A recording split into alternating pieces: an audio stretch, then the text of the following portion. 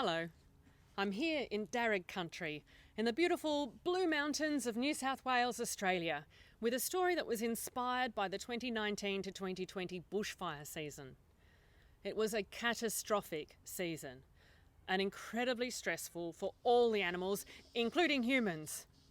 And now, a feel-good story that went around at the time involved a wombat who was apparently seen shepherding other animals to hide from the flames inside its burrow. Now, it is true that wombat's burrow entranceway is very wide, and the burrow can be really extensive underground. It's also true that animals have been seen coming out of a wombat burrow at the end of a fire.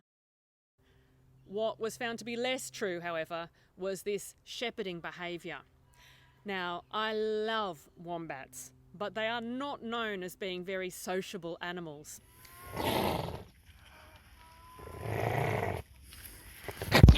So I wondered if perhaps it all might have happened a little bit more like this. Little butterfly was flying around, trying to see what was going down. The sky had changed from gold to brown. A bushfire was coming to town. She couldn't flit up beyond the fire. The flames were hot and rising higher. She knew old Wombat lived in a hole where it was always damp and always cold. Oh, Wombat, Wombat, can I please come down? Can I please shelter underground? I promise I won't make a sound. Oh, Wombat, please. And I won't even take up much space. I mean, look at me. I'm just little. I'm just little. I'm just little. A little butterfly. Oh, all right, you can come down, but just keep quiet. I'm trying to sleep. Thank you, Wombat. Little butterfly hid underground, but she still heard the fire's crackling sound. So she popped her head out and peeked around to find out what was going down. The first little creature that she chanced to meet was a blue-tongued lizard with red-hot feet. He was suffering badly from the heat. She knew he had to get down off the street. Oh, Wombat, Wombat, can lizard come down? Can he please shelter underground? I promise he won't make a sound. Oh, Wombat, please. Not by the hairs on my furry behind. And don't you try to change my mind. Oh, Wombat, how could I change your mind? I mean, look at you. You're so big and so stubborn. And me, well, I'm just little. I'm just little. I'm just little. A little butterfly. He's a little cold-blooded creature, and it's so hot up there. Oh, all right, but just keep quiet. I'm trying to sleep. Thank you, Wombat.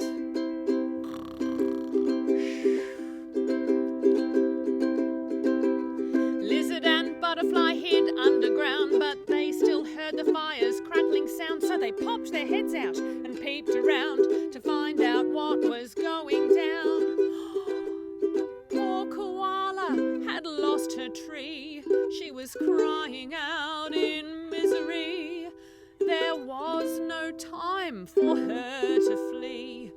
So they went to Wombat with their plea. Oh, Wombat, Wombat, can koala come down? Can she please shelter underground? I promise she won't make a sound. Oh, Wombat, please. Not by the hairs on my furry behind. And don't you try to change my mind. I could never change your mind, Wombat. I mean, I'm just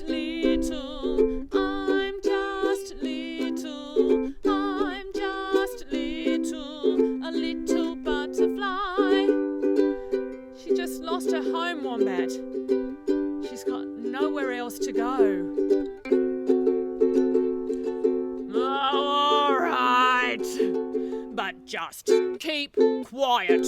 I'm trying to sleep. Thank you, Wombat. The animals hid safe underground, but little butterfly still heard the crackling sound, so she popped her head out and peeped around to find out what was going down. There were so many animals running scared. The dark smoke billowed, the embers flared, and Wombat just snored on and on. Would he keep snoring till everything was gone? Oh, Wombat, Wombat, can they please come down? Can the animals please shelter underground? I can't promise they won't make a sound, but Wombat, please. Not by the hairs on my furry behind, and don't you try to change my mind. What's wrong with you, butterfly? Why on earth are you crying? Oh, Wombat, it's dark as night out there. The air is full of smoke. It's so scary and so big. And I'm just little. I'm just little. I'm just little. A little butterfly. And I just can't see how I can make a big enough difference. I'll tell you what, butterfly. Why don't you show me what you're talking about? Really? This way, Wombat. Wombat had been underground, but now he followed Butterfly towards the crackling sound. He popped his head up and he peeped around to finally see what was going down. Oh, Butterfly, Butterfly, now I see what you were trying to say to me. I had no idea how bad it could be. It's an emergency. So, by the hairs on my furry behind, Butterfly, save all the animals that you can find. You really mean that, Wombat? Yes, I mean it. I guess I'm not going to get much sleep tonight after all. Thank you, Wombat. Hey, animals, animals, come and hide. Wombat's burrow is damp inside. It's cold and dark and it's pretty wide. We'll all fit in if we squish side by side. Oh, thank you, Wombat, said Potteroo.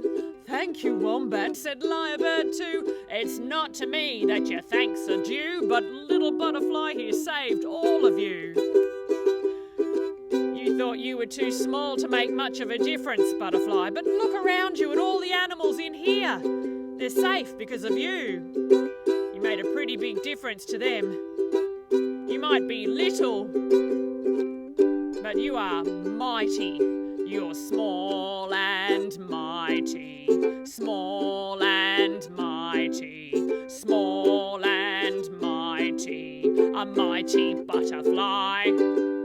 Small and mighty, small and mighty, small and mighty, a mighty butterfly. Yes, let's all say thank you